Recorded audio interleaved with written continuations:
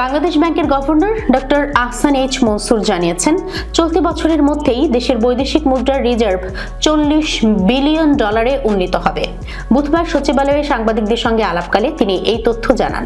তিনি আরও জানিয়েছেন, চলতি মাসে রিজার্ভ $35 বিলিয়ন ঘর ছাড়িয়ে যাবে এবং বছর শেষে তা আরও শক্তিশালী অবস্থানে পৌঁছাবে।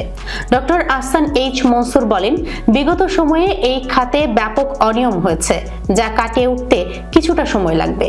তবে বর্তমান অন্তর্বর্তী সরকারের নেওয়া সংস্কার কার্যক্রমগুলো পরবর্তী নির্বাচিত সরকার এগিয়ে নেবে বলেও তিনি প্রত্যাশা করেন।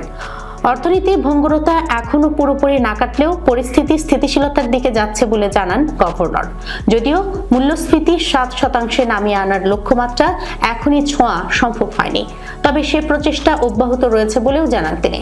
বিনিয়োগ বৃদ্ধির জন্য নতুন সরকারকে কার্যকর উদ্যোগ নেওয়ারও আহ্বান জানান তিনি। এদিন দেশের প্রতিষ্ঠানগুলোকে পুনরায় সক্ষম করে তোলার উপর বিশেষ জোর দিয়েছেন নতুন অর্থমন্ত্রী আমির খসরু মাহমুদ চৌধুরী। তিনি জানান, সরকার কোনো নির্দিষ্ট গোষ্ঠীর জন্য পৃষ্ঠপোষকতার অর্থনীতি চায় না, বরং সবার জন্য সমান সুযোগ নিশ্চিত করে অর্থনীতির সুফল সাধারণ মানুষের দোরগোড়ায় পৌঁছে দিতে কাজ করবে নতুন সরকার।